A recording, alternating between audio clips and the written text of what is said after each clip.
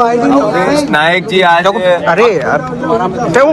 कार्यकर्ताओं के साथ हमारे सेक्टर की मीटिंग में हम उपस्थित हुए हैं। भारी उत्साह है, अकल्पनीय जनता का भरोसा है। भारतीय जनता पार्टी के खिलाफ एक नारा चल पड़ा है, न दारू पे न दाम पे वोट लगेगी कुंवर घनश्याम पे।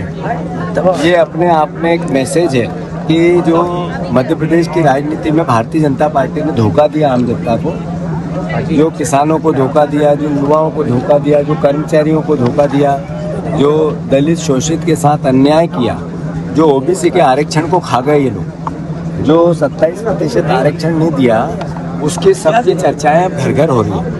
और मैं समझता हूं कि उन चर्चाओं के आधार पर जो निकल के आता है, मैंने कल भी कहा था 25,000 से ऊपर कांग्रेस पार्टियां जीतेंगी। हमारी पार्टी एकजुट है, एक साथ है। किसी भी प्रकार का भारतीय जनता पार्टी का भ्रम अब जनता को गुमराह नहीं कर सकता। मैं पत्रकार बंधुओं से भी आग्रह करता हूँ, आप लोगों ने मुझे कहा था कि आपको आपके घर हम भी आपको खाना खिलाएंगे, तो मैं वेट कर रहा हूँ कि कौन भाई मुझे ये बोलता है कि चलो आज मेरे घर खाना खाओ, तो मैं उनके घर जाऊँगा। तो दतिया के जो पत्रकार हैं, मैंने जर्नलिज्म बहुत देखा, पर जो दतिया के परिवार के लोगों का बहुत अच्छे, सच्चे, ईमानदार, यारबाज और निडरता से पत्रकारिता करने वाले साथीगण हैं, यहाँ मुझे मिले, ये मेरा अनुभव कहता है। मैं उनको भी धन्यवाद देता हूँ और आशा करता हूँ आने वाले समय में कांग्रेस।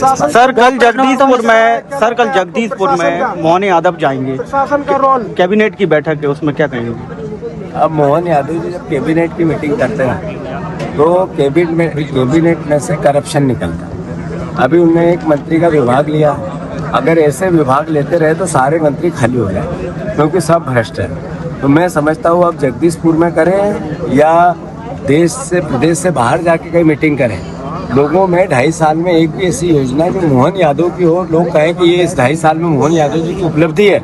मैं आपसे पूछना चाहता हूँ, कोई हो तो बता दो। तो नहीं है, तो अब उनका नैरेटिव एक तरह से इस बारे में समाप्त हो चुका है। मैं मानता हूँ दतिया का चुनाव एक निर्णायक चुनाव है और प्रदेश की दिशा और दशा दोनों तय है।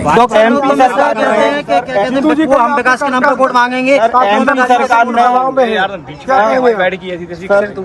एमपी सरकार ने 2 साल के लिए प्राइवेट होटलों में मीटिंग निरस्त कर दी है, उसके लिए क्या कहेंगे? धन्यवाद। आज जब जागे जब सवेरा, अभी तक मैं बार बार कहता था राजनीतिक कर्ज लेके अय्याशी मत करो, तो मुझे पूछते थे अय्याशी शब्द क्या होता है, कितना हल्का और छोटा शब्द है। अब आप ही लोगों ने तो मान लिया कि अब हम 5 स्टार होटल में मीटिंग नहीं करेंगे।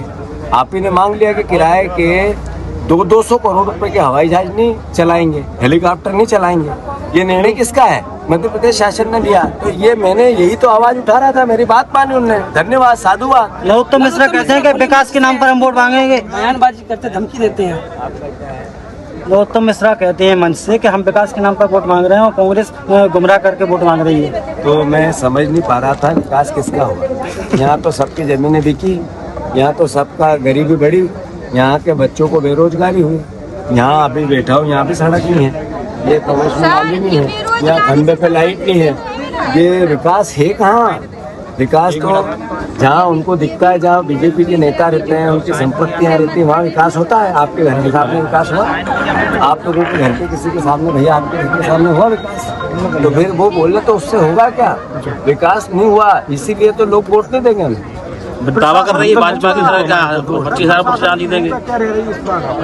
प्रशासन को मैं चेताना चाहता हूँ, प्रशासन को मैं समझाना चाहता हूँ कि सर्विस बुक आपको हमेशा मिलती है ट्रेनिंग के दौरान, और वो सर्विस बुक ये कहती है कि आपको उसका पालन करना है। जिस अधिकारी ने गड़बड़ की, वो कलेक्टर हो, एसपी हो, पुलिस का DI हो, एडिशनल SP हो, CSP हो, पटवारी हो, तहसीलदार हो, कोई कर्मचारी हो, ये चुनाव निर्णायक चुनाव है। और इसके बाद आपको समझ में आ जाएगा कि हम गलती कर गए तो कोई गलती नहीं करे, ईमानदारी से काम करें। नरोत्तम मिश्रा कहते हैं SP को कि कार्यकर्ताओं को लेकर जिस तरीके से कार्रवाई है, धन्यवाद।